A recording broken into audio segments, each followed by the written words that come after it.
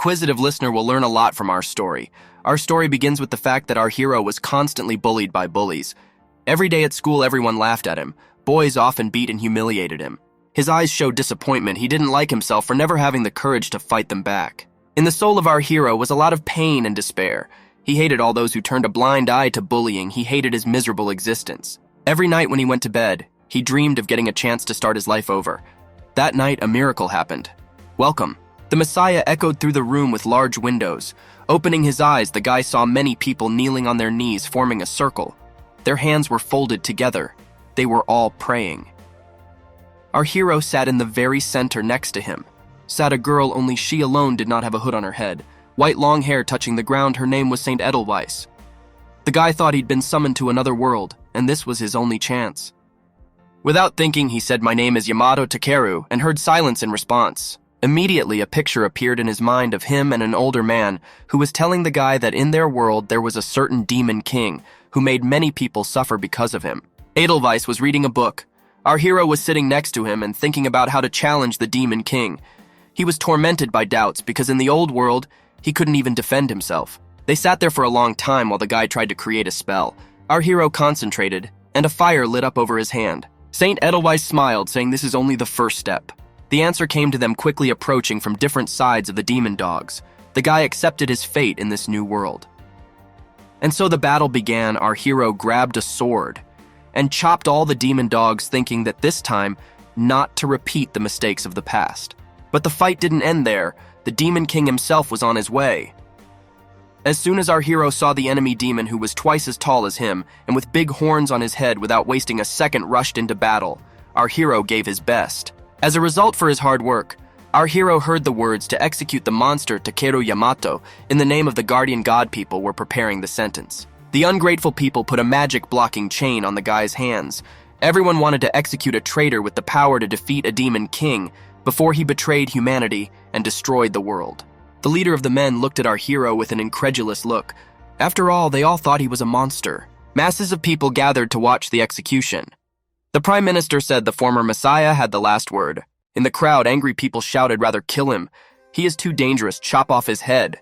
Cat took out the sword and leaned it against our hero's neck. There was only one word in the boy's mind: goodbye. He knelt silently with his head down. The masses of people kept shouting, "Kill, kill, execute." The boy looked one last time at the people, and there he saw Saint Edelweiss, only she alone was weeping. Unfortunately, Edelweiss couldn't help our hero. He thought whether it was Japan or this world, I couldn't succeed. The guy had time to say his last words, but at least one person shed a tear for me. He was just wishing for a happy life. Our tale continues that one morning the protagonist falls asleep in a Japanese hospital. The boy opened his eyes and saw the room in which he was alone, saw a big window with a flock of birds flying behind it. "I've come home," he thought. He saw a sparrow sitting on the window and chirping merrily. Slowly, his memories began to come back to him, and he shouted, "No, but I'm dead." These 3 years were just a dream. Now is not the time to think about it. He had to confirm everything first. Our hero tried to get up and saw a mirror next to the bed, and I looked at him and I couldn't believe who the guy across the street was. And yet he managed to get out of bed and immediately fell to his knees, feeling a sharp pain in his stomach. The guy had a few broken ribs. His right leg and also his left arm were plastered, most likely broken. Our hero concentrated in the room. The bright light dissipated and he used healing magic. When the pain went away, the guy went to the mirror thinking he was still asleep, but no. If the magic was still there, it can't be a dream. The door of the hospital room opened. Entering, the boy's mom shouted loudly, "Takeru, are you awake?" The crying mother immediately hugged the boy, followed by the healer, who ran into the room and shouted, "What are you doing? He has broken bones. He can't move."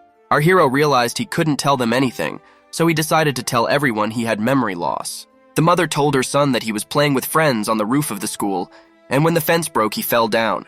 The healer asked the guy, "Do you remember your name is Kusanagi Takeru?"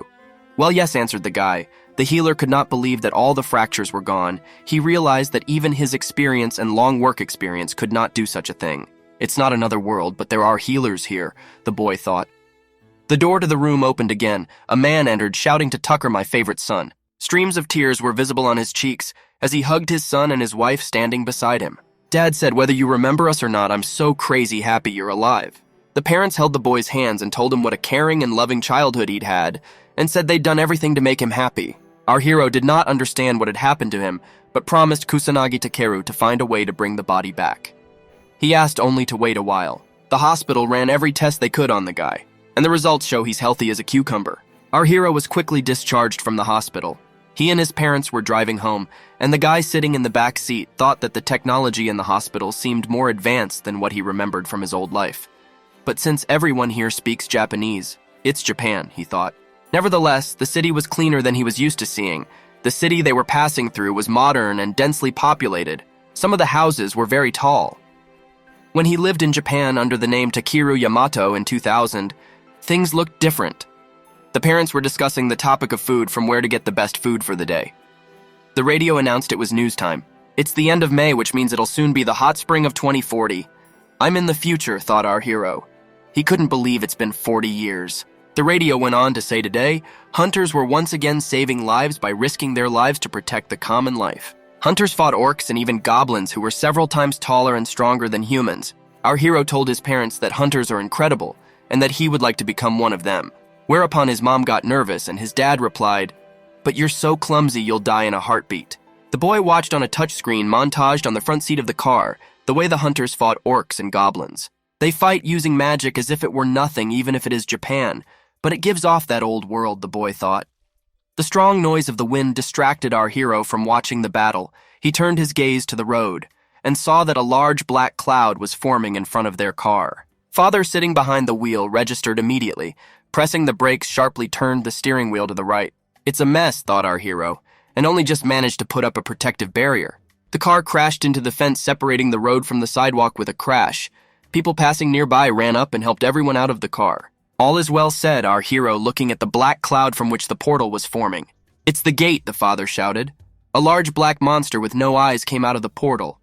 I've met a similar monster in another world, thought our hero. Following the big black monster, orcs began to come out of the portal, all of which reminded our hero of a summoning spell. Orcs are monsters that even trained knights of the kingdom needed several people to destroy.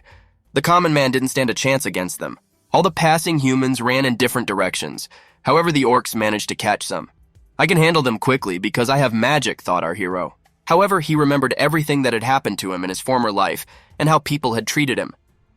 As the Japanese say, a protruding nail gets hammered in. Not to mention that this body belongs to Kusanagi Takeru, not him. If he were to stand out in any way, he'd be in trouble when it came to getting that body back. Kusanagi Run shouted to the parents as they saw the orc already heading in their direction. Kusanagi froze in place as he watched the orc extend his paws forward and close in on his parents. The orc was already very close. His sharp, long claws were ready to slash the parents. Our hero could not stand still and watch. He had to save them. Our hero, in a matter of seconds, created a magic ring. An invisible dissecting blow flew into the orc's neck and he fell to the ground. "Are you all right running closer?" asked our hero. "Yes," answered the frightened parents. Suddenly a hunter appeared and defeated this monster, said the boy to his parents. He realized that in the end he had to use his power. Our hero was glad that he could save the lives of these two. And yet our hero was plagued by doubts. It seemed to him that after his attack was someone else's. After all, the blow was so strong that the orc's head flew off his body and splattered blood all over the road. There was a girl on the roof of a neighboring building watching the whole thing. This is all going to cause me a lot of trouble, our hero thought, as he took his parents home. My father was upset, saying that the car can be rented for junk, but it's good that at least everyone is alive. To think there were no casualties in such a major attack. Well, here we are, said the mother, looking at our hero. You live here, welcome home. Our hero had to gather all the information since he was going to play the role of Kusanagi. But after looking all over the room, he still hadn't found Kusanagi's personal diary. If I'd gotten a porno journal, it would have been okay, the guy thought, but there was no personal journal anywhere. All the books found in the room were about hunters. Kusanagi's a fan of them. In the books, the hunters were described in detail. There was a ranking system and special reports as if they were some kind of celebrity. On one of the pages, Kusanagi left a note, when I become a hunter, I would love to join this guild. Our hero felt strange he was in Japan, but everything was so alien. He spent 3 years in another world, so he was not used to strange things.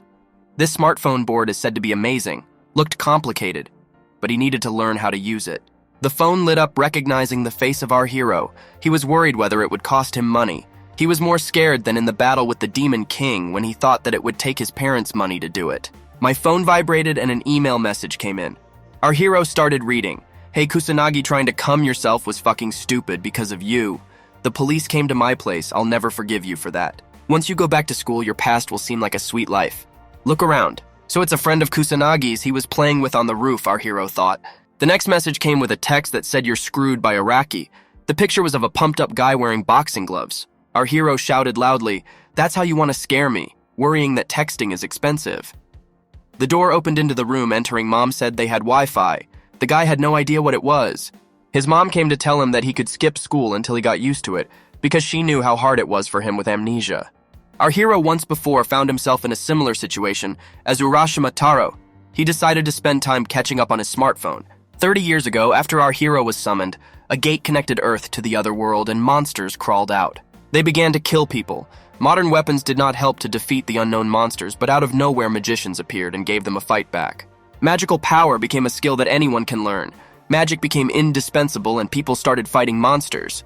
Those who studied magic were called mages, and those who defeated monsters were called hunters. Their role is to close the rifts and also to protect our everyday life. Our hero went out of the house for a walk without taking his eyes off the phone, continued to study the modern world. Look under his feet, sounded the voice of a passing grandfather. Society had adapted to magic. He couldn't believe that extraterrestrial things had come to this world. The land was very different from the one he knew. Granted, in 40 years, all the people had gotten used to it. Our hero was very lonely, but he didn't want to go back to his own time. In that neighborhood, there were always a lot of people on the streets. Our hero heard an old grandmother screaming, "Help, save." Our hero saw the thief run away faster than the man on the bike. That thief used magic to escape. Our hero used physical enhancement. The reinforcement helped catch up with the thief very quickly. Our hero caught the thief with ease. "If you're going to run away under the reinforcements, you could at least run faster," our hero said. Passing kids on the street said, "Your magic is awesome." They've never seen someone run so fast under a Teselenio. Once again, the boy had to show his strength. He promised himself to be careful. The grandmother who called for help thanked her savior and asked what she could do for him. Our hero replied, "I don't need anything," whereupon Grandma politely placed 3 candies on his hand. Our hero recalled how as a child he was given candy for helping, and when he came home he shared it with his grandmother. He said thank you and it felt really good.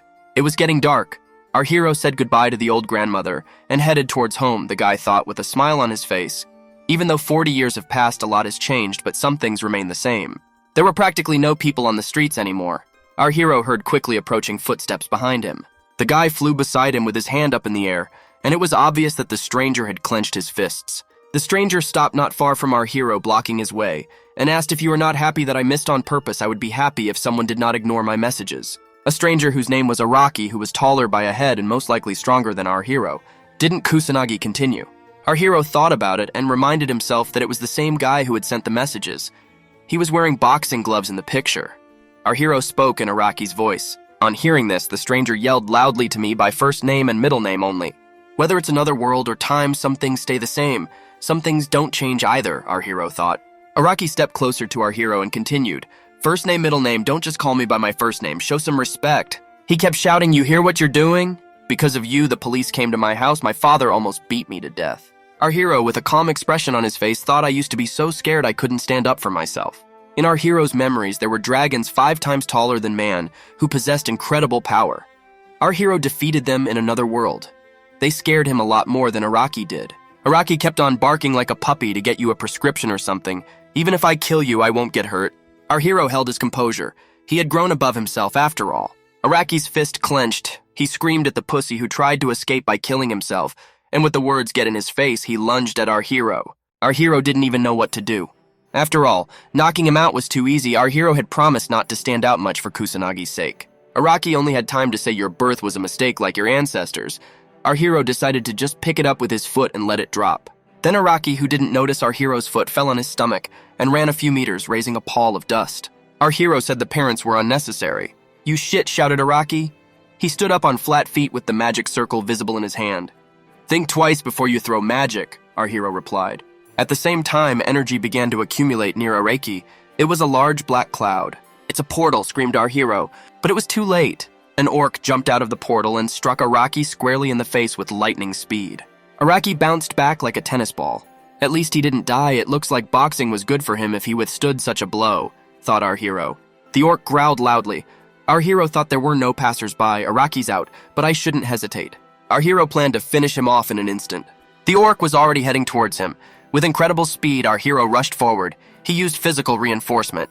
The orc didn't even notice our hero's fist cutting through the air and approaching his chest. The blow was so strong that the orc's insides flew out and splattered Araki, who was lying next to him. The orc collapsed to the ground with a large hole in his body. Everything looked like in a horror movie. Our hero stood in front of the portal and thought how to close the gate now. You can't leave them open. It was like summoning magic from another world. Our hero managed to close the portal by breaking their magic circle. The sound of the police siren dissipated in the air. Our hero hurried to get away quickly. The police wasted no time in fencing off the scene. Looking at the scene, the girl from the Hunters Guild couldn't believe that the blood orc had been killed with a single blow. Suspiciously, the gate was also closed. A man standing nearby was on the phone reporting that the orc was already in that condition when they arrived on the call. The girl from the Hunters Guild managed to dig up some information. There was only one casualty at the scene and he only suffered bruises. I think he was in a fight with a classmate and he claimed he killed the blood orc.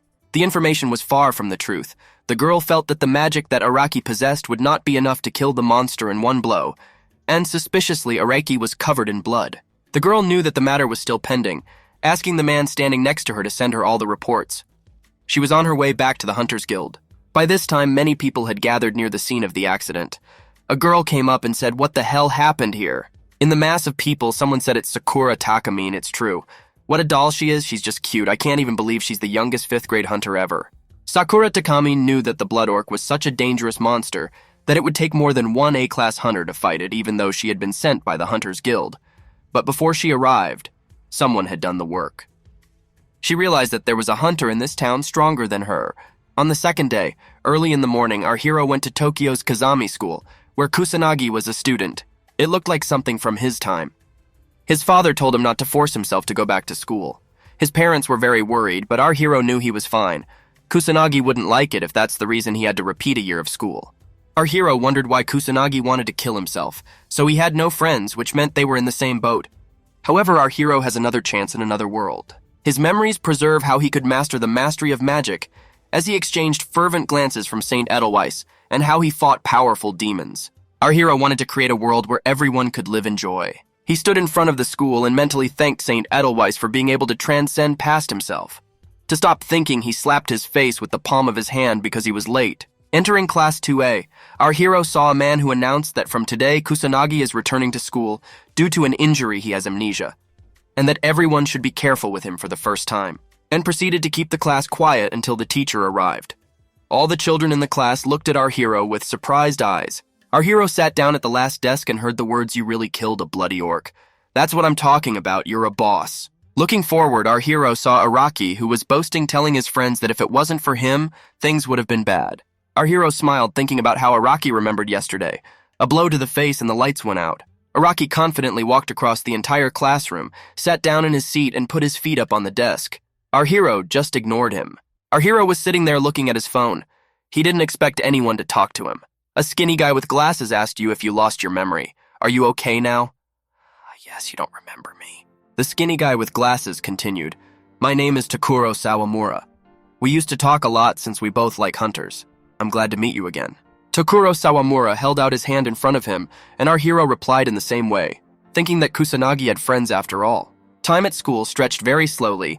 Our hero visited another world. He definitely became stronger physically and mentally, which could not be said for his intelligence. Our hero lay tired on his desk and thought about the fact that he had never been on top of his game even when he was in school in his time. He was cramming for lessons. Also, textbooks in the new age were not paper-only electronic textbooks. Our hero was upset, sitting holding his hands to his face. Takuro Sawamura, sitting not far from him, thought amnesia caused such feelings. After 5 minutes, the comrade said, "You do not seem sad to me, but on the contrary cheerful. It is comforting." To which our hero replied, "Well, it's been what it's been. There's no point in sweating it." Our hero asked Takuro Sawamura, "What kind of man you think I was?" To which the comrade replied with the kindest response in the world. The conversation was interrupted by a company of 3 approaching them. One of the guys said, "I'm glad to see you're okay. We were worried about you." "Thank you," replied our hero, looking at Araki, who was standing behind him. The boys saw Araki's worried face and asked, "What happened between you two? Maybe you got cold feet from the cops." Rocky started to make excuses for himself. "You better not mess with this Kusanagi guy or you'll get yourself in trouble." "Uh-huh," one of the guys answered. "The police are nothing but a pain in the ass." To lighten the mood, our hero's friend intervened, asking Araki if he wanted me to help you with your homework today. To which he replied, "Yeah, we're counting on you, Savamurik." Tokuro Sawamura said, "Let's go to the library again." To which one of the guys said, "Yeah, let's just pace ourselves." The comrade said goodbye. They'll learn from them and you can't tell, our hero thought. Everything looked suspicious. Something was bugging our hero. People where they went to the library, maybe on the roof, asked our hero sitting next to the guys. The guys said, "Oh no, the roof's closed after what happened to you." Our hero slammed the door and walked out of class 2A. The guys sitting there began to murmur. Had he always been so menacing, or was it all due to memory loss? There was an old abandoned factory not far from the school, and a group of 4 guys headed there. One of the guys was sitting on an old concrete slab and reading, "The greater the speed or mass of an object, the greater its motion would be." The reading guy continued, "So in determining the motion of an object, the value obtained by multiplying the velocity by the mass, as it is called, answers will be Araki." Araki yelled, "I spit a punch to Takuro Sawamori's stomach." Takuro Sawamori fell to the ground. The reading guy replied, "The answer is correct." The other one of the guys said, "I know that rule." A rustle was heard behind the wall not far from the guys, and our main character crept up to them. He didn't understand why he went there, because he didn't want to beat them up knowing that it could change Kusanagi's life. Araki continued to beat Takuro, saying, "You're such a dumbass, you could have shouted help so Kusanagi would save you. You know he tried to kill himself over our games." Our protagonist stood not far behind the wall and heard everything, thinking that Tokuro had come here voluntarily, but there was no point in him interfering. His main priority was Takeru Kusanagi. He wanted to help, but it wasn't his plan. This time, the bald guy from the group hit Tokuro hard with his fist in the face, laughing and saying, "Wimp Kusanagi, save him." Tokuro fell to the ground, blood pouring from his mouth. Tokuro mumbled in a hoarse voice that I was the one who dumped Kusanagi, even though we were friends. A group of guys started laughing at Tokuro, saying, "You're a mammy." They were making fun of us. We were friends. I was his friend. Tokuro continued to say, "How can I ask Kusanagi for help since I abandoned him? It was me you came after that time, and he decided to stand up for me." Tokuro lay there covered in blood and tears, crying out loudly how I could have framed my best friend. Our protagonist, standing not far behind the wall, felt a strong heartbeat. The feeling didn't belong to him and didn't match his thoughts. The bald guy said, punching Tokuro in the face with his fist again. The bald guy was saying, "That's how you feel about our lessons here. Although why not? People like you are always good at studying. But we came here to play, not to learn." "That Kusanagi is getting on my nerves," the bald guy said. Tokuro wheezed, "You must be afraid of him." "Shut up or I'll punch you," said the bald man. Our protagonist's heart clenched very tightly as he realized that this was a signal from Kusanagi, and he had to act fast. Coming out of his hiding place, he uttered, "Let me play your game next." The bald guy withdrew want fantasy about a former messiah who was feared for his power. "You must have come for more." The guy who read out the question said so. "You're a dick." Our hero looked at Tokuro, who was lying with his eyes half closed. "That's a long way from a punching bag," said the bald guy. "Takuro is passed out," said the guy standing next to him, laughing. Our hero said, "Wrong, he's strong." The bald guy said, "We must have beaten you so badly last time that your memory's gone." Our hero began to act quickly. The bald guy got his left fist in his face first. The blow was so strong that his feet came off the ground. Then the guy standing next to him pulled out his beard with his foot. Doing a somersault in the air, fell to the ground. The enemies quickly got up on even feet, shouted in one voice, "You totally got a hold of yourself, bastard." Their tactic was to attack from different directions. Our hero took a step back and managed to catch his enemies from behind by the heads, helping them meet head-on. After that, Araki joined the fight. He was running and screaming, "How much you piss me off." Our hero said, "Stop barking, you're too smart." Our hero caught Araki by the face with his hand and pressed him hard to the ground and said, "I love dogs and I don't want to put you on a leash." Those 2 enemies managed to get to their feet. They said, "You're wasting your time. It's only Kusanagi." They left our hero no choice. One day when our hero was fighting the army of the Demon King, he made a mistake. Having mercy on one of his enemies, he allowed him to leave. In the end, an entire village was wiped off the face of the earth. He learned a valuable lesson that day. If you try to cut corners, it'll catch up with you sooner or later. Our hero thought these guys would beg for mercy and never bother Kusanagi again. Our hero's eyes lit up. He was determined to break their spirit. A group of guys were determined to keep fighting. One of them wanted to use magic. A violent crackling sound rang out in the air and a cloud formed. It was a blue rift. The guys standing near the rift were puzzled. An orc popped out of the rift. You could see the fear on their faces. Our hero thought, but why of all the monsters, the most fearsome orc came out of there? The boys quickly found the answer because Araki was with them. He killed a blood orc yesterday. They pushed Araki forward, saying, "Kill that monster." Araki, with the words, "Get Oro Brat," created a fireball. But the fireball was so small that the orc didn't even feel it. It only made him angrier. The orc started to run forward and swung his paws left and right. One of the blows hit Araki right in the face. Araki's friends began cowardly running off in different directions, shouting, "Save whoever they could." A large orc with black needles on his back shifted his gaze to our hero. Looks like he's found a new target. But our hero was not confused, created a magic circle and directed it towards the orc. The beam of energy that came out wiped out the orc's gunpowder. Lying next to him, Araki said, "You're the monster, Kusanagi." After successfully winning the fight, our hero approached the badly bruised Araki and healed him. Then our hero jumped up and created such a force that as soon as his feet touched the asphalt, he was all scattered into pieces, including underneath Araki lying next to him. Araki was very frightened.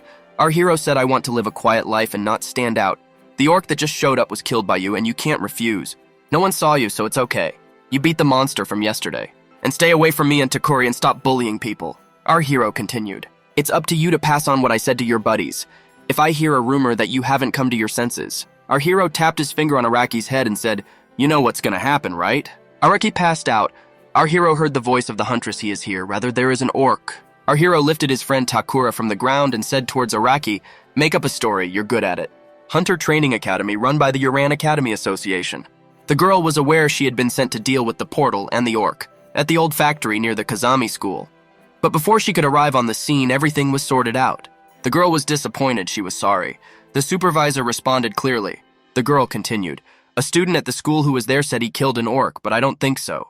The remnants of magical power, let's just say it was beyond the scope of an ordinary person. It's such a simply monstrous power." The girl who gave the report was no doubt a first-class hunter, but this was the first time the leader had seen her shake like that. And then there's the same guy from yesterday. "Thank you for the report. I will investigate further myself," replied the supervisor. "I'm sure you'll do fine. I'll go now," said the huntress. In the hallway of the academy, a noise could be heard. "Takamine is so cool, so cute, I adore her." Our supervisor said, "Don't make noise in the hallway." To which the reply was, "I'm sorry, sir." Sakura Takamine sat in her chair. She rested her head in her knees and thought about how she didn't know how to control herself at all. Sakuri had tears rolling down her cheeks. She was just dealing with monsters, and the staff was all about one thing and one thing only. What does appearance even matter in their field of work? She just wanted to be left alone. Sakura calmed down and thought that the one who had managed to stop today's monster with only bruises could not have been Araki. Even yesterday, she realized he was incapable of killing a blood orc. I think he was fighting with someone before the incident yesterday. If she talked to Araki, she was sure she'd get closer to a clue. Sakura was willing to do anything for her family. Sakura headed to Tokyo Kazami School, thinking that any inconsistencies should not be left unchecked. Araki went to Tokyo High School and his hairstyle was very different from before. The guys looked at it and said, "That's funny. You're an actor or something." He didn't look like himself. Takuro Sawamura passed by the guys and they started clawing. "What are you looking at?" said the bald guy. Araki's reaction was strange. He explained to the guys with his fists that it was better not to talk like that. A surprised Takuro stood with his mouth open. He had band-aids on his face from yesterday's incident. Our hero entering the school said, "Good morning. What happened to you, Takuro?" To which he replied, "Good morning, Kusanagi. It was just me who fell down yesterday." Our hero wanted to heal Takuro of all things, but he realized that even an experienced healer couldn't do that. "You went straight home yesterday?" asked Takuro's question. "Yes," our hero replied. Our hero kept talking. "My mom made schnitzels to celebrate me going back to school. I thought my stomach was going to burst. How it fit, I don't know." Takuro smiled sweetly and said with difficulty, "Probably," and continued, "But something had become of Araki. This kind of change scares me." Our hero replied, "Well, what's wrong with that? He's trying." A girl with long hair wearing a short miniskirt approached the Kazami school in Tokiski. As she entered the hallway, she heard voices. "I'm sorry, teacher. I burned your hair. We study magic. It happens sometimes." "You look even better like that, teacher." Sakuri had a lot of thoughts in her head. She thought all hunters were in an association these days. Even experienced hunters couldn't do that. But someone so powerful, who knows what he'll do with that power? Sakuri had more and more reason to find a discrepancy. A guy came up to her confidently and said what kind of people and what Valkyrie had forgotten in such and such a place. The guy, well-dressed in jacket, shirt, pants, and shoes, continued, "Hunter S. rang, Hebukawa Orochi-jin. Why are you here?" To which the girl replied, "You can tell me, you." The girl said the Ouroboros Guild is not responsible for this area, and why would their leader go into the field by himself? What nonsense. We have plenty of excellent hunters in the service. Sakura knew that Ouroboros was known for her methods of finding new hunters. He's probably here for the same reason. The girl said, "It looks like your guild is gaining more and more members." The guy replied, "How do you know for someone so young you're a hellcat?" And continued, "I don't care about righteous fools, and they don't want to fight with anyone." Sakura replied, "Even people like you are afraid of the God of War Guild." The girl kept talking. "And you want to pick a fight with someone? We're supposed to protect people, not bullshit." Smiling, the guy replied, "It takes strength to defend. Surely someone stronger than the Hunters Association." Sakura furrowed her eyebrows and replied, "And who are you that you are an outrage?" The guy said, "You still haven't grown up. You're still flying around in the clouds, diligent hunter. And more importantly, since you're here, he should be here too." Sakura said, "What's on your mind, so you knew?" The guy replied, "I don't know yet," waving his arms and pointing his tongue at Sakura. Sakura realized he was going to make a fuss to lure our main character out, screamed, "Stop!" To which the guy said, "Don't tell me what to do, you little brat." Sakura tried to stop him, but it was too late. The boy directed a wave of energy toward the school. The school could be heard screaming a rift. The teacher said it's safe to leave the school like a drill. The guy looked at Sakura with a calm expression on his face, and he said, "Well, I've already done it. Come with me, Orochi." Sakura glared angrily in his direction and shouted, "You're a hunter." To which the guy replied, "Looks like a blue rift to me. That's kindergarten. You're enough on your own." The guy turned his back to Sakura. He took his time walking away and said, "You're the best S-rank hunter in Japan." But Sakura didn't hear him anymore. She had made up her mind. She was on her way to the school to help. The guy was walking away and thinking, the surge of magical power when the rift appeared was incredible, and before someone put a barrier on the school so it wouldn't explode. The guy stuck out his tongue divided into two parts like a snake and said in a voice on his forehead that I'm dealing with a monster. Well, we're gonna have to do a lot of preparation. At that time, the school was already gripped by terror. Skeletons began to emerge from the blue rift, and spirits with 4 pairs of eyes and large fangs began to emerge. There was a guy running down the hallway screaming for help. He was caught up by a black cloud from which skeletal arms emerged. Sakura ran into the school with a serious expression. She had her mind set on the worst. The first thing she did with magic was to destroy the cloud of skeletons. The guy who was running away was rescued. As the fight continued, children from the rest of the class started running out, panicking and trying to hide from the spirits. Sakura used magic to create a large ball of energy. The lightning bolts coming out of the ball struck the spirits, and yet there were more of them than she realized. The children were rescued, but the girl who was running last tripped and fell. She begged me not to leave her. A skeleton of inconceivable size on 8 legs like a spider approached the girl. This time Sakura took advantage of the lightning's amplification speed. The blow was so violent that it cut through the head and skeletal bones at the same time. Our hero from the window of a neighboring classroom watched everything that was going on. The girl held a sword in her right hand. She was incredibly beautiful. The girl sitting on her lap thanked her savior. The other children standing in the school hallway were puzzled. The girl held up a sword and said, "I'm a hunter, S-rank. I'm Takamine Sakura." Sakura pointed to the exit and said, "I'll take care of the monsters, and you guys save yourselves." The cracking of bones was heard from a neighboring classroom. A bald guy came running out, pointing his finger at the class. "Told you this was different, not the same style, but you're the man." Some of them know how to fight, Sakura thought. Skeletons and ghouls, monsters of the lowest level. Fireflies, of course, have magic, but they are few. She had the opportunity to save all the children. Sakura knew that even high school students could handle most of the monsters that came. She heard someone's magic from above on the roof. Sakura couldn't blame the work on the students after all. No one taught them how to use magic in battle. That's why she's a hunter, but she really wanted to go to the roof and check out what was going on up there.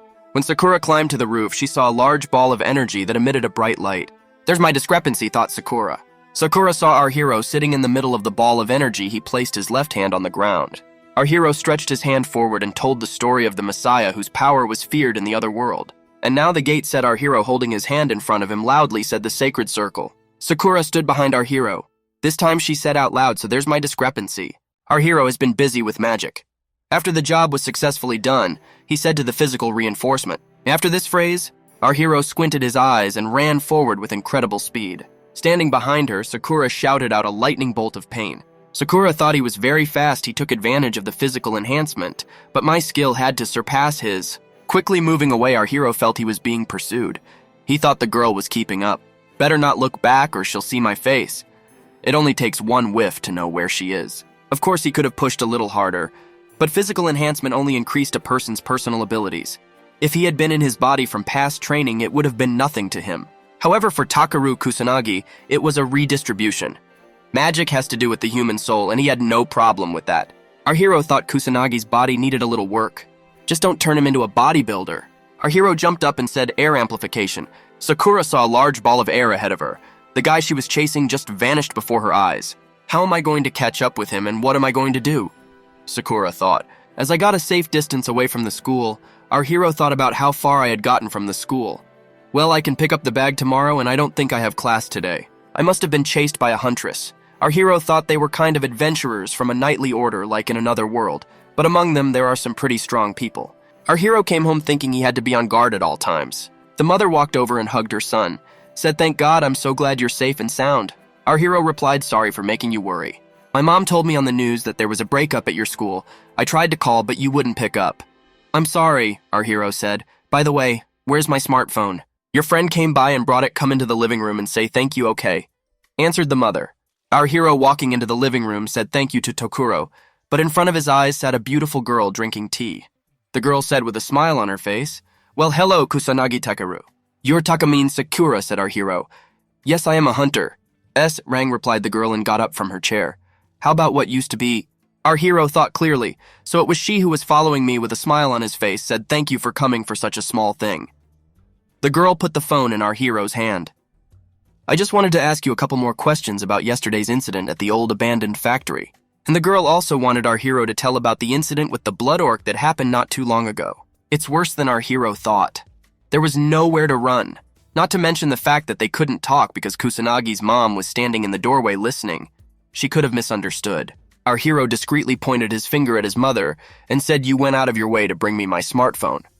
I don't even know how to thank you. Maybe we can talk in my room." The mother shouted angrily that maybe I should get you some cake. "No thanks, Mom. We won't be long," our hero replied. Our hero walked up to the table and placed 2 cups of hot tea on the tray.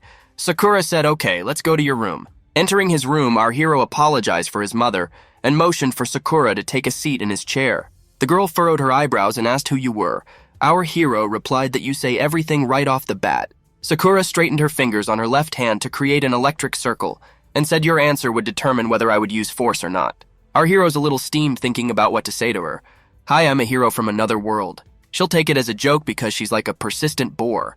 If I tell a lie, she'll know right away. Sakura took 3 big steps towards our hero and pressed him sitting in the chair against the wall, practically touching his ear with her lips, and shouted, "Your silence says you have something to hide, right?" Our hero caught Sakura's left arm and began to make excuses. "Look, I didn't do anything wrong. I have memory loss. If you don't believe me, ask your mom. Even at school, they know about it." Sakura continued, "Then how do you defeat monsters even though you know magic?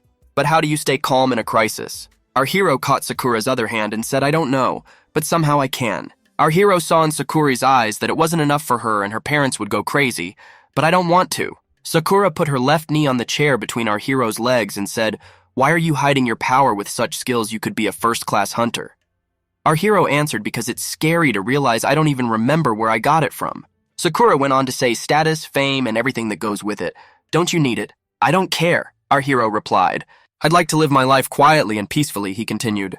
Sakura took her knee from the chair and said, "Well, that's clear. As long as you don't use your power for harm, I have no further questions. Don't worry about the school. I'll tell you I've eliminated all the demons."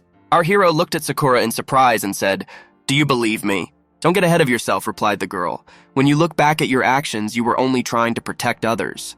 Our hero walked Sakura to the exit of the house and said, "Sorry, I was acting suspicious." To which the girl replied, "I'm sorry I chased you earlier and that I was rude at your house." Our hero wondered how she knew I lived here. The girl went on to say, "And one more thing, make sure that the password on your phone is one of the easiest. Even I entered it on the second try." Sakura stopped her gaze at our hero's feet and said, "I became a huntress so that others could live in peace." The girl said, "You can't hide your power forever. However, if you desire a peaceful life." Placing a hand on her breast, the girl continued, "My duty to ensure a peaceful life for you." Our hero was pleasantly surprised that there are people like Edelweiss in this world after all. Sakura took our hero's phone number just in case. How hard it is for him to have amnesia, she thought. "Sorry you don't know where the IR port is on my model of phone," lastly asked our hero. Sakura smiled and replied, "What an egg port, and what a mysterious guy you are." Sakura walked calmly down the street and looked at her phone. "Watch your step, sweetheart," said an old grandfather passing nearby. There was a very large big board hanging on one of the houses, which carried an entire team of S-rank hunters.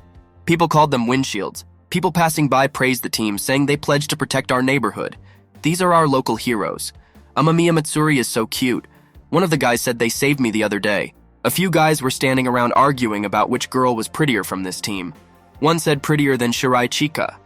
The second one said Amamiya Matsuri is much prettier. Classes at Kazemi School were canceled due to the incident. Our hero went for a run in the other world. He ran every day. He tried to skip training at first, but the general gave him a hard time. It was hard, but you can't get stronger otherwise. It was great therapy for the recluse. Running down the street, our hero saw a lot of people whom the police did not allow to pass. 20 meters away from the people, there was some kind of black mass confused in the air. That's the Black Gate, our hero thought. The strongest monsters come out of the Black Gate when it's completely closed. You can only close them by defeating the boss inside the rift. All the people were waiting for the hunters to show up, so Sakura's coming, thought our hero. There was another world on the other side that our hero knew. By going in there, he could find answers. The stranger put his hand on our hero's shoulder and said, "Put away your fear." The stranger continued to say, "The windshield is already here. You have nothing more to fear." "I'm sorry, he's always like that," said the girl standing next to him from the S-rank windshield team. Her name was Shirai Chika. Standing next to Amamiya Matsuri said, "It's our Mamoru's strength, but he's dumb as a boot."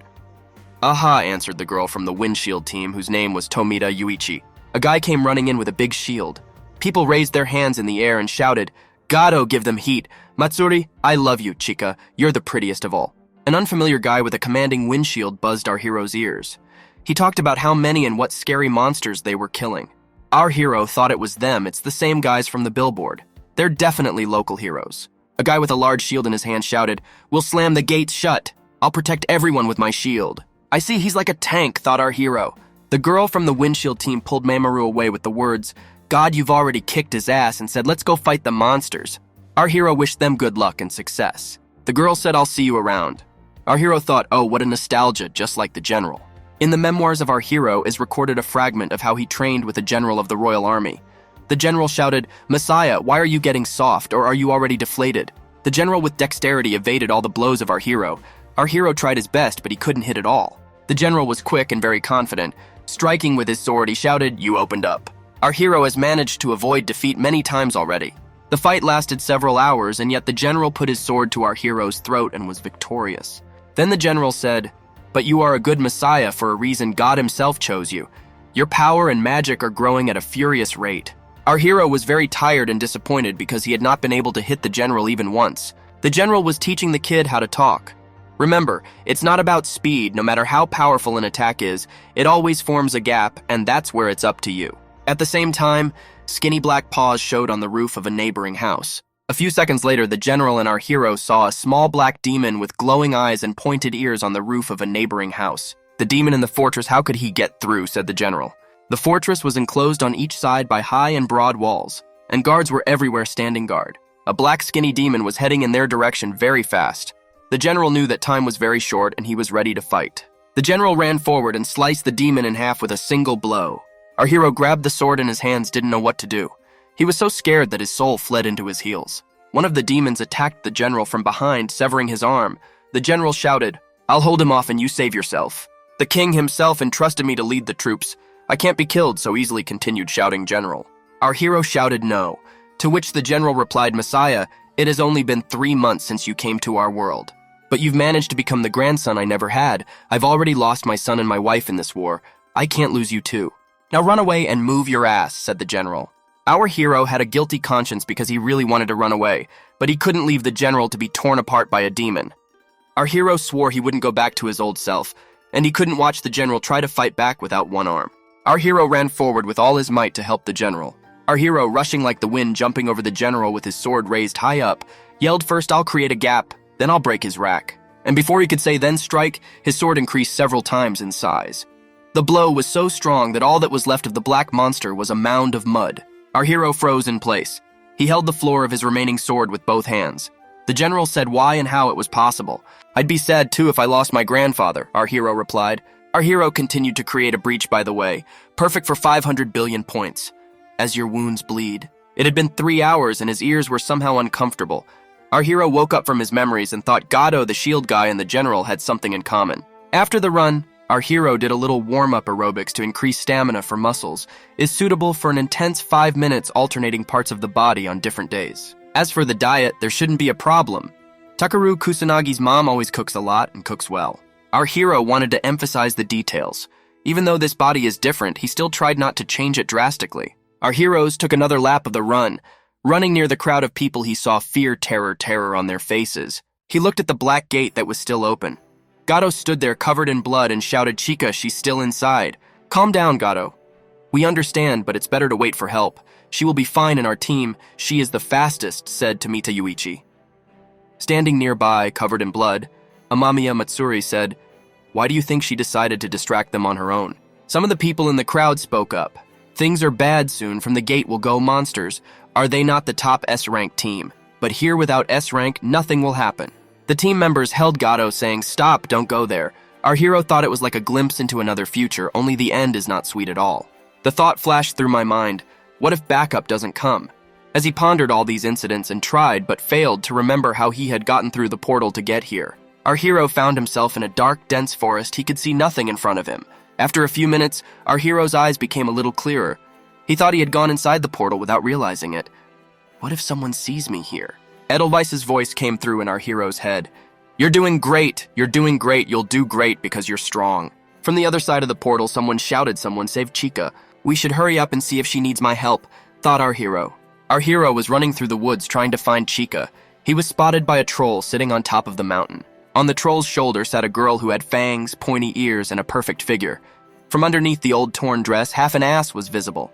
She said if only he didn't break right away like the others, looking toward our hero. Our hero continued his search and thought, it's a different world, but you can't tell from one forest if it's the same world I was in. One thing was certain, the local demons were all alike. Our hero saw the one-eyed Cyclops, who was 10 times bigger than a man, running with a stone mace behind Chica. The large Cyclops struck the mace, trying to hit Chica with such force that the ground shook. The impact came very close to Chica. The girl flew a few meters and fell to the ground. She muttered to Yuichi that she had managed to get out. Matsuri, I hope she's okay. Chica lay on the ground. She had no strength at all. But the Cyclops wasn't going to stop. He was determined to destroy his target. The girl's eyes widened with fear. She thought it was the end of her. A freezing sound dissipated in the air. The Cyclops is covered in a large wall of ice. Our hero hid his face under the hood so that only an intimidating stare was visible. The girl sitting behind his back was completely protected. Phew, you're not badly hurt, our hero told us. I don't think so, Chica replied. Thank you for saving me. I was just passing by, the hero said. Looking at the guy, Chica reminded herself that she had already seen him in the mass of people standing outside when entering the portal. You have the same clothes and the same voice, said the girl. And your eye is a diamond, our hero replied, covering his face even more. The girl continued, my role of search and rescue, so my memory is my main weapon. The girl walking behind me said, thanks again for coming after me and saving me. That Cyclops must have been the boss of that gate, said Chica.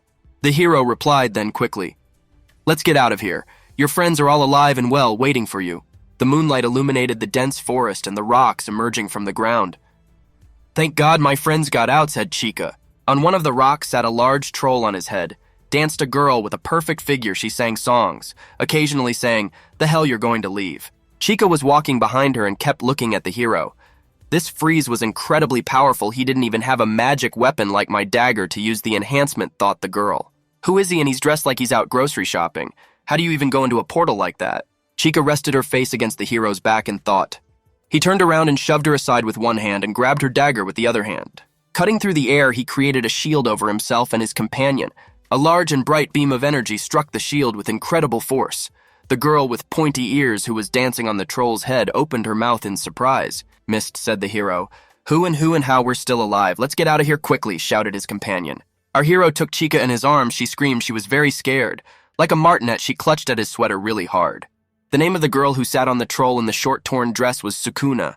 She squinted her eyes, made a face and said, now I know who killed my pet.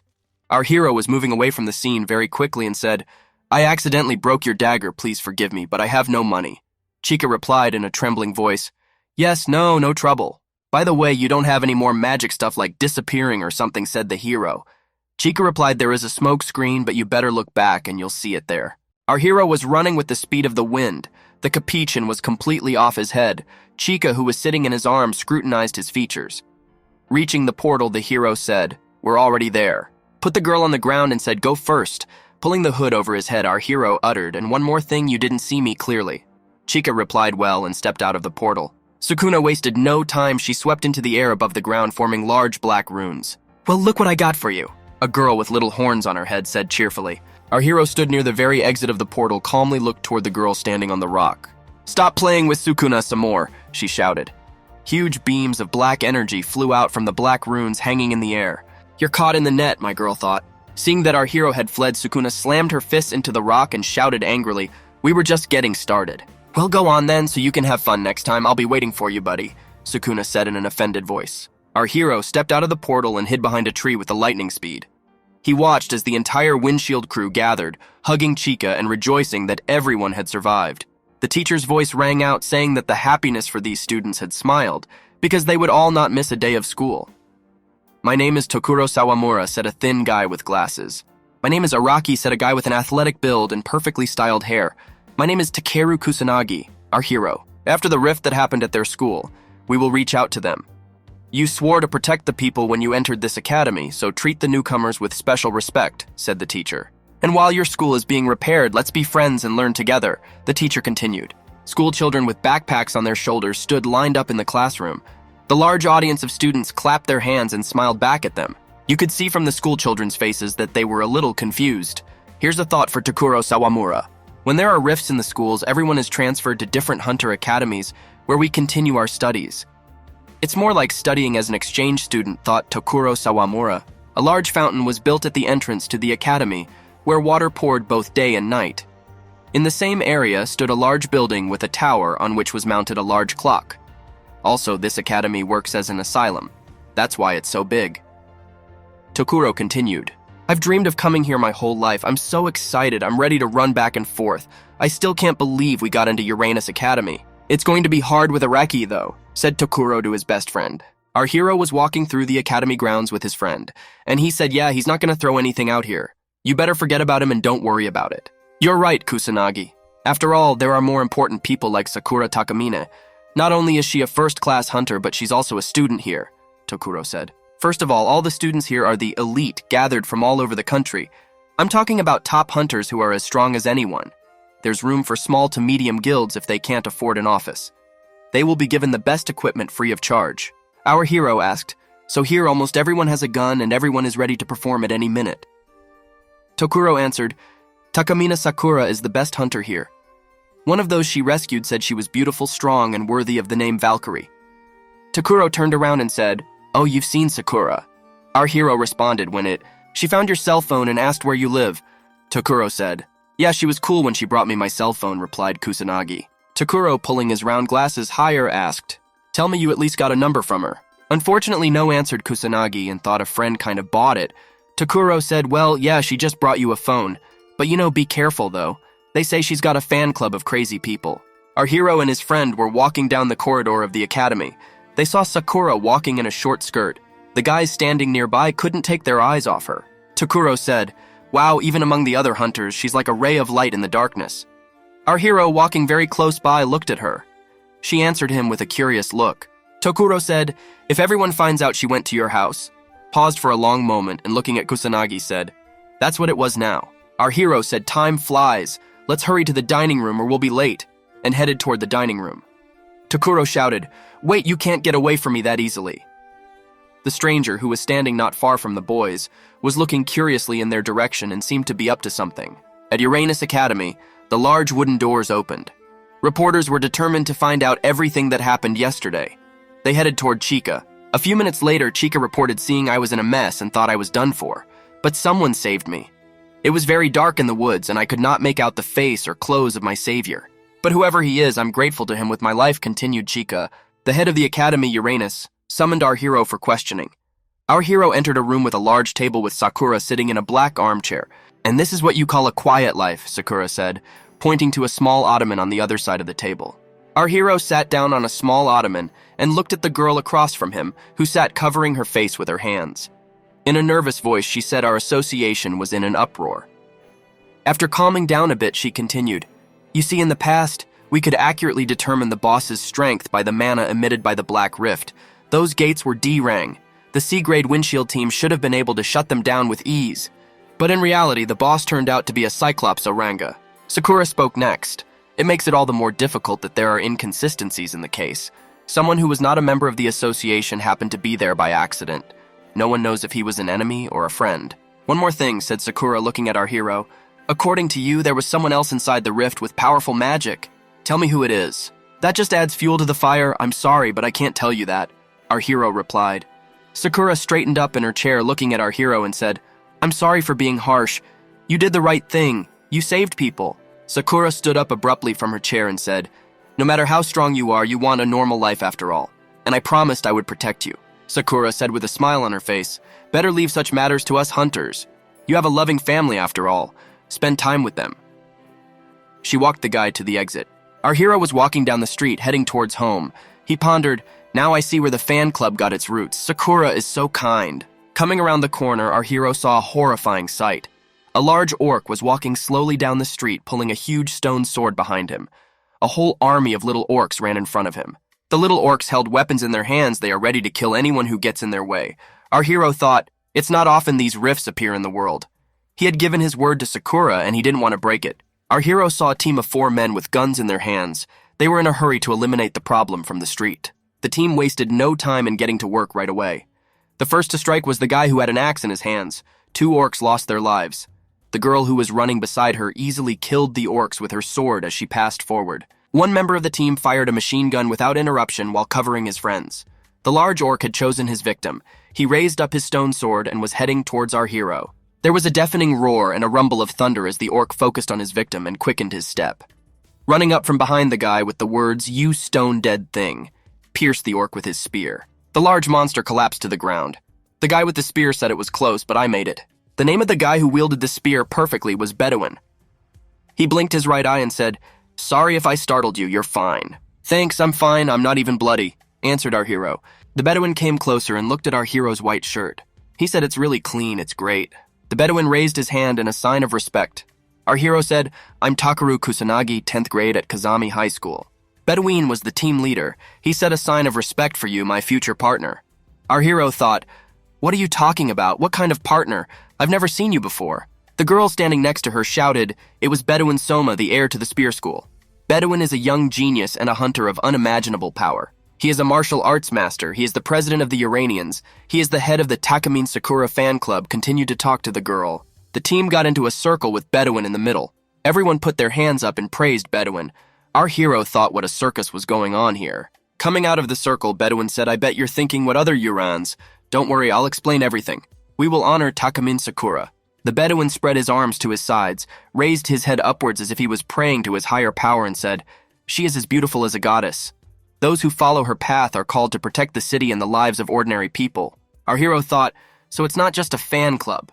The only condition of membership is to love and respect Takamine Sakura. Even if you're not a hunter, just a mag supporter, you can still find a place for yourself. Bedouin said, "I immediately caught your passionate glance towards Takamine and I knew right away." Bedouin blinked his left eye and said, "You'll fit perfectly into our fan club." Our hero thought that confident rejection guy he'd give me. Bedouin said, "Your composure in the face of recent monsters is impressive. Another would have fled long ago." Our hero replied, "No, I was just so scared I couldn't run away. Bedouin, you and I can do a lot of things." Our hero heard a voice, turned his head around and saw a girl running and yelling where the rift was. Takamine Sakura ran closer and asked, "Did someone shut him down already?" Our hero said, These guys," pointing backwards. The girl stood staring in surprise at the empty street. Our hero answered, "But they were just here." Our hero was walking to the academy early the next day thinking, why did they even bother me yesterday? It's best to stay away from them. Our hero stood in front of the entrance to his classroom and thought, but still, Takamine Sakura's influence is pleasing. People are willing to save others for her. If I keep my nose out of their business, maybe it'll all work out. The wooden classroom doors cracked open in front of our hero's nose. The guy who came out said good morning to Kusanagi. Our hero replied, "And good morning to you, Bedouin. Why are you scaring me at the crack of dawn?" The Bedouin said, "Sorry, but you know what? That's just the way I am. I can't help it." Our hero asked, "Then tell us why you're here." The Bedouin replied, "Don't you remember we're in the same class together?" Bedouin put his hand on our hero's shoulder and continued, "I hope we all get along, right, Kusanagi?" The boys entered the classroom. Our hero sat down at his desk and opened his backpack. Bedouin sat down in his seat, which was 2 desks behind him. He kept looking at our hero. The bell rang and all the children went to the cafeteria. Our hero was sitting at the same table with his friend Takuro. They were eating soup and bread. At a neighboring table sat 2 girls, one telling the other her secret. 2 tables behind him sat Bedouin, looking in the direction of our hero. Our hero, leaning over a bowl of soup, said, "I'm sick of him. Takuro, do you know anything about him?" Turo replied, "I know all about him. He is a descendant of the Bedouin spear school that has been training people for centuries. Ever since his early childhood, everyone thought he was a prodigy. He is also one of the 5 A-rang hunters in the academy. That year, he was announced as a member of the 20 at all, leading a new generation of hunters. Our hero stopped eating soup and said, "Then he's cool." Takuro replied, "Yep, he's the top hunter here if you don't count Takamina Sakura." Bedouin sat drinking tea and looked kindly in our hero's direction. Our hero said, admittedly, his spear skills are on par. Takuro said he's a little weird, but you'll see how good he is in the next lesson. A little later, the entire class went out to the Uranus Academy's training ground. The polygon resembled a Roman arena. It was also round and very large, 3 stories up with huge towers. There were also a lot of caulked lanterns. The landing was for several tens of thousands of seats. The teacher placed the iron sword at his shoulder and shouted, "Attention, it was time for the most important lesson. Are you ready, kids?" All the children were already ready. Some of them were in armor and with weapons in their hands. Our hero said, "It's the first time I've ever seen people run to gym class like that." Takuro replied, "It's not that they also have hunters training." Takuro continued, "Normal schools don't have that, unless someone from the association comes then. But here it's part of the school program." Our hero answered truthfully. Takuro said, "I'm sorry, I forgot you have amnesia." Takuro said, "The purpose of the lesson was to learn how to fight monsters and pacifiers." Takuro pointed his finger in the direction and said, "Look at it like that over there." Our hero turned his head to the side and saw a girl who was sitting near a house that had tracks like a tank. There was a trunk coming out of the balcony of the lodge. The girl on the small semi-touch screen pressed something. After that, round, slimy balls with eyes started falling out of the barrel. Takuro said, "Depending on what program you load into their house, that's the kind of monster that will come out." The slime balls one by one jumped in different directions. Takuro continued to say, "They're also called SDs, which is the name for slime doppelganger." Takuro said, willing to bet the slime itself can't do that. "Isn't that cool?" Our hero said, "Yes, but it's not dangerous." Takuro said, "What danger? They are pseudo-monsters created by magic for training purposes." Our hero reminded himself of the mages from his former world. He thought it was the magicians who made this world have such magical technology. The teacher shouted loudly, "Hit the legs when you can't hit the head." One of the students stabbed a large peace orc in the leg with his sword. The orc who lost the fight collapsed to the ground. The teacher walked over to the 2 girls and began to explain, "When you're on a team, remember that one of you should always keep an eye on the surroundings." Our hero said, "It's like this every day here. They're like firemen." Araki stood not far away and said, What's there to be afraid of? It's just a small thing." Our hero turned his head and said, "You didn't strike up our conversation." Araki started waving his head up and down. He's like a dog wagging his tail. The kids all spread out. The guy was running and swinging a spear. Running towards him were 3 huge trolls with long stone slabs in their hands. They had a plan to squeeze their victim from 3 sides. The guy screamed the purest, strongest, and most beautiful. Paralyzed with terror, the children were silent. Only the rustle of a spear was heard. In an instant, a heavy blow landed on the troll's head and he fell down with his head shattered. The 2 remaining orcs shook from the blows. The air and the bodies of the enemies were shredded by the whistling spear. Bedouin Soma possessed an exquisite technique. Takuro said, "Wow, that fight looked great." Our hero responded with a show-off, to be honest. The teacher shouted, "Next, you 3 newcomers from Kazami School. Go ahead." The teacher pointed his sword at the mutant goblins and said, "Today you must kill these enemies." The boys immediately headed in the direction where the weapon lay. The teacher said, "If you need advice, just say the word. You can choose your weapon. There is everything for both mages and hunters. I'd suggest starting with a sword." Our hero drew his sword. Takuro said, "You'll fight with a sword." Our hero replied, "But I'm a total 0 in magic." Araki added, "You look at me, I can only become a mage." The teacher said their weak spot is on their neck. Even sissies like you can handle it. Just rub their necks. The goblins headed in the direction of our guys. The teacher shouted, "Get ready." Our hero thought there's nothing to chop. Araki and Takuro shouted a fireball, forming magic circles in the air. Our hero said, "Careful with magic. Goblins are no taller than a man." Araki and Takuro almost simultaneously slew their goblin enemies. Our hero stood with his sword down and said, "There was no hurry." Takuro said, "Kusanagi, don't be afraid. Kill your enemy. They only pretend to be monsters." Our hero said, "Yes, no, I know for a fact I cut him." The goblin, standing a few meters away from our hero, slowly moved his head off his shoulders and fell to the ground. A girl standing nearby said it was... One of the students said, "When he had time, I didn't even see the sword swing." The second student replied, "Yeah, I didn't see anything either." The third student said, "Maybe the goblin glitchy got in." Takuro said, "That slime is so thick." Our hero answered, "It took half an hour to realize I'd cut her." Araki stood and looked in our hero's direction with a disgruntled gaze. Araki said that their house was 100% glitchy and gave out a defective goblin. Our hero replied, "I'm talking about the same thing. Tokuro said, okay, maybe you're right, I won't argue. One student said, I guess the machine malfunctioned after all. Our hero has collected a lot of books near him. Thought if the library didn't have the answer to how I could get Kusanagi's body back. It's not gonna be that easy. Even Tokuro is better than me. There's an interesting little magazine he brought back.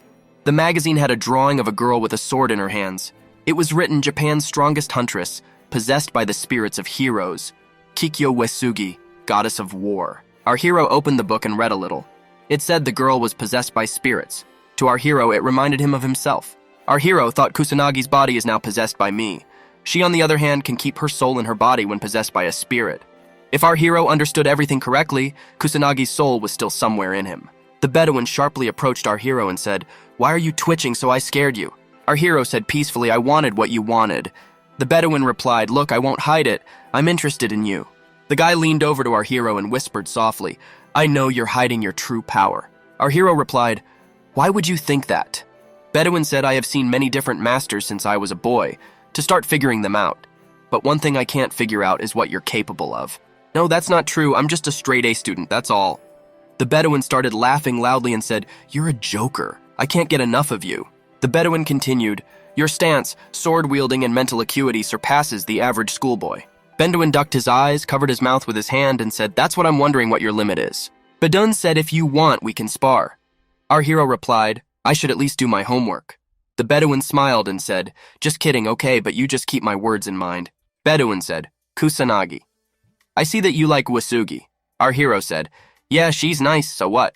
Bedouin said she's a top hunter that even I couldn't beat her in a friendly fight. Our hero was off the chain, asking Bedouin to introduce him to Uesugi. Bedouin replied she had recently come to our dojo but had already flown home. Our hero got frustrated and replied, Clearly. Bedouin said, I don't know how the magazine got that photo. She rarely shines in public, and she lives at the foot of a sacred mountain, so she's not easy to get to. Our hero said if I include family connections, I can get a meeting. The Bedouin laughed in return. He said, Look how you're getting on Kusanagi's nerves. The Bedouin said, Then let's make it so. If you fight me in friendly combat, I will arrange for you to meet Uesugi. Bedouin said that on the academy grounds there are several open black portals. Bedouin said that a seal had been placed on the boss, that all students were safe, and that all students practiced in such portals. Our hero said, But we can't go in there without a pass.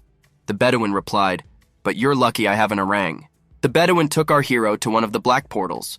The Bedouin said, Here we can disperse as much as we like. Never mind that bull in chains. Our hero took the sword in his hands and said, Promise me that you will not tell anyone about my power and introduce me to Kikyo Uesugi. The Bedouin held the spear in his hand and said, I give you my word as an honest pioneer. The Bedouin flew forward with his spear and said, So let's start our fight. Our hero dodged with ease. The Bedouin's spear flew like a torrent of fire and again missed its target. Our hero thought I had a sword and struck his opponent from the side. Bedouin shifted his spear, protecting his back from the blow. Bedouin continued the onslaught with precisely measured blows. Our hero was constantly able to fend off attacks. Bedouin laughed and said, I was right, you are stronger than I thought. Our hero calmly stepped aside and said, What are you talking about? Our hero thought Bedouin's style was all about showmanship. However, every movement was aimed with an attack. That meant that all the fights Bedouin had before were just a game. Such precise movements coupled with a long spear and skillful hands became excellent tactics. Bedouin concentrated, his left eye turning completely white. The mastery of the Bedouin spear school is the art of no unnecessary movement. The Bedouin said, Well, how's your fun? Let's keep the fight going. Our hero thought he should learn not to say too many words. The Bedouin, striking again, said, You're a ranked, but that's all you're good for. Our hero fought back and said, But I came here to arrange a meeting. Our hero's eyes lit up brightly. He said, Duck or die. And there was a fierce and deafening sword whistle. The Bedouin's head flew off his shoulders and rested on the ground.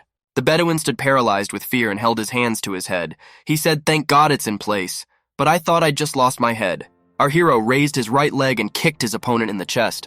The Bedouin fell to the ground with a rumbling thud. Our hero watched with icy eyes. He walked over and put his sword to Bedouin's neck. Our hero said in a calm voice, I won the fight. The Bedouin got to his feet and said, You're a real Kusanagi. Bedouin said, I knew you were stronger than me. Show me some more of your tactics. Our hero replied the arrangement was different. There was a sharp noise, rumbling from the depths. The chain that was on the bull flashed blindingly and burst open. Before the guys could realize it, the bull turned into a minotaur. The Bedouin shouted, Nonsense, this can't be happening. A bull can't change into another species. Our hero thought, even in my other world, there's no such thing. But Minotaurs don't matter, I can handle him in no time. The Minotaur looked fiercely toward the boys with black eyes. The Bedouin said, I'll hold him off. Save yourself, Kusanagi. Our hero said, but the enemy is very dangerous. The Bedouin replied, I know you can kill him with one little finger. Bedouin continued to speak. We Uranians, all of us honor Takamine Sakura and share her ideals, so we have a duty to protect all humans, including you, from the threat of monsters. The Bedouin had already headed the fight with the spawn of hell and told our hero, but you're just a simpleton. That's what you say. The fight was fierce and heated. The Minotaur, not expecting such speed, was stomping on the spot. Bedouin fought and said, I, as head of the Uranians, will embody her ideal and protect you. The Bedouin said, I'm sorry, it's my fault I brought you here when you said you wanted to hide your power. There was a stern warrior's fire in his narrowed brown eyes. Bedouin said, like Takamine Sakura, at one time I too want to become the strongest person in the world.